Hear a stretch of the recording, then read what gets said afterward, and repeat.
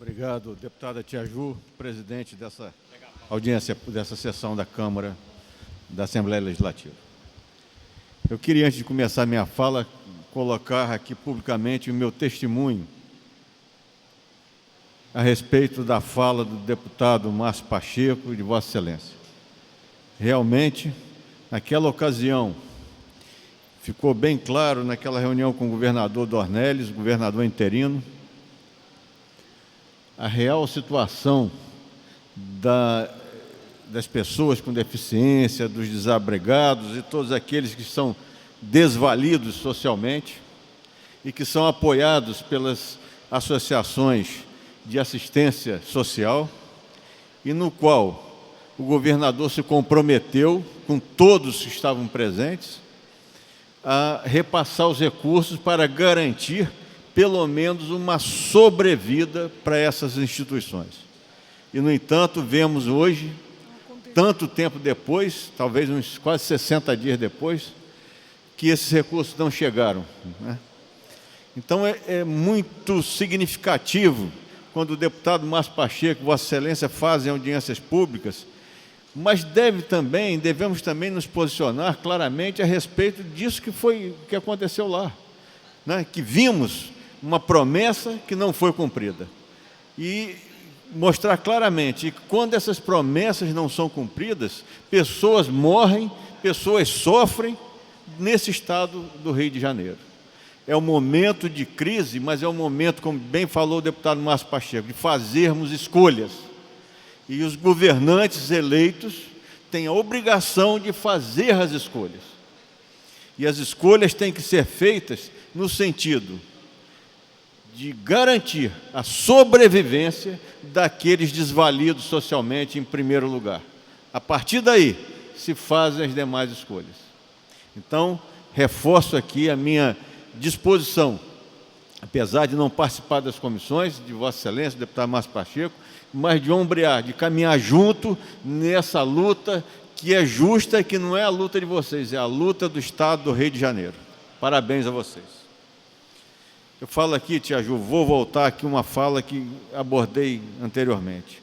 Essa situação desse decreto do secretário de Educação que descumpriu mais outro acordo descumprido por parte do governo. Descumpriu um acordo feito com a agricultura familiar para aquisição de alimentos para merenda escolar. Eu quero deixar bem claro que o Estado do Rio tem boa parte dos trabalhadores do interior do Estado dependentes da agricultura familiar. Norte, Noroeste, a região serrana, a própria região sul, grande parte dos cidadãos vivem dessa agricultura familiar. E quando nós dificultamos, com nossas políticas públicas, a permanência dessas pessoas no campo, nós estamos exatamente fazendo com que elas migrem para as periferias das nossas cidades, para a periferia do Rio de Janeiro, para a periferia da Baixada Fluminense, aumentando ainda mais o caos social e econômico dessas grandes cidades. Itaboraí, São Gonçalo, Niterói, Rio de Janeiro, Caxias. Então é importante, senhora presidente, que a gente entenda que é muito mais do que descumprir esse acordo. Nós estamos tirando a chance daquelas pessoas acostumadas a uma vida no campo de terem a sobrevivência garantida. E como que foi feito isso? Foi feito um acordo para aquisição de alimentos. Os agricultores confiaram na palavra, firmada por portaria. E agora, depois que eles plantaram, estão perto de fazer a colheita, foi falado, através de outra portaria, outro decreto, de que aquele preço tratado não é o que vale. É outro muito mais baixo. E é por isso que eles estavam aqui hoje. Porque inviabiliza Se você tem uma terra, nós não estamos falando aqui de grandes proprietários rurais, de grandes latifúndios, no qual o cara planta cana-de-açúcar aqui, cria boi ali, faz não sei o que ali. Se uma coisa não der certo, ele tem recurso da outra, senhora presidente. Eles são pequenos proprietários, de 5, no máximo 30 hectares, e que eles plantam, com a ajuda da própria família ou do vizinho, plantam aquilo que eles sabem que vão ter garantia que vão vender.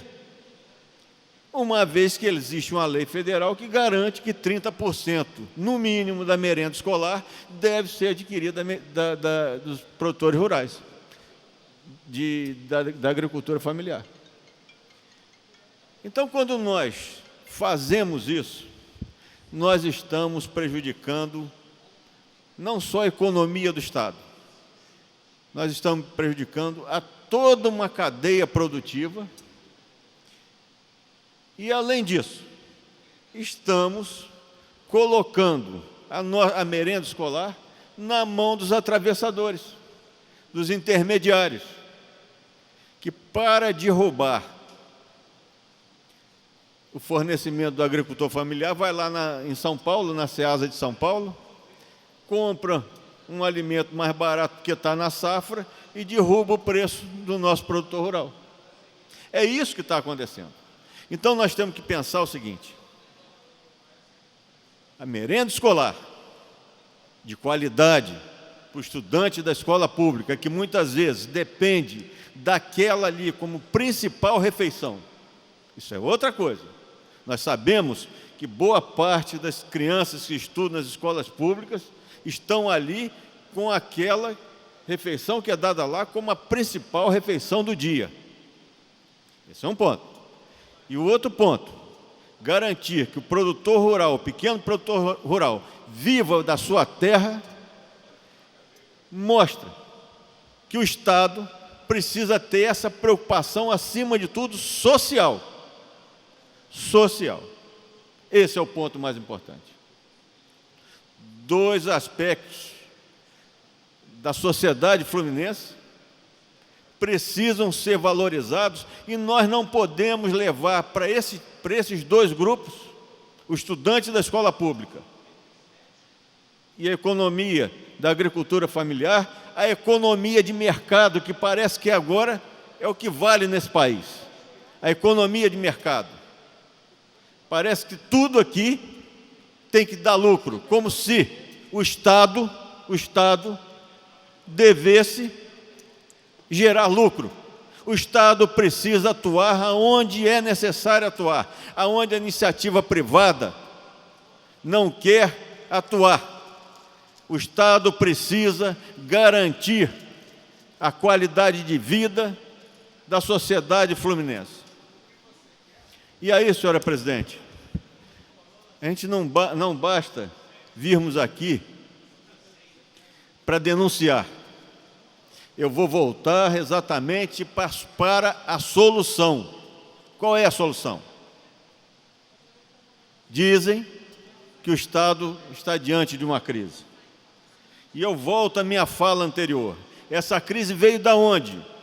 Veio do modelo implantado por Sérgio Cabral de isenção fiscal.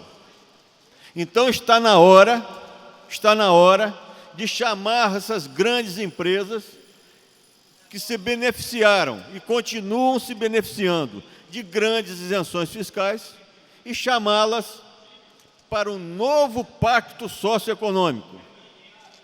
Um novo pacto socioeconômico em que aquela isenção que era de 100% passa a ser de 50%, 70% ou de 30%. Isso tem que ser discutido com cada empresa.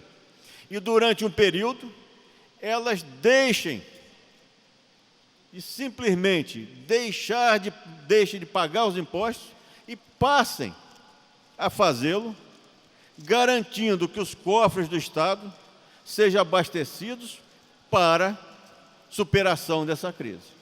Lá na frente, que se discuta outra vez a isenção fiscal.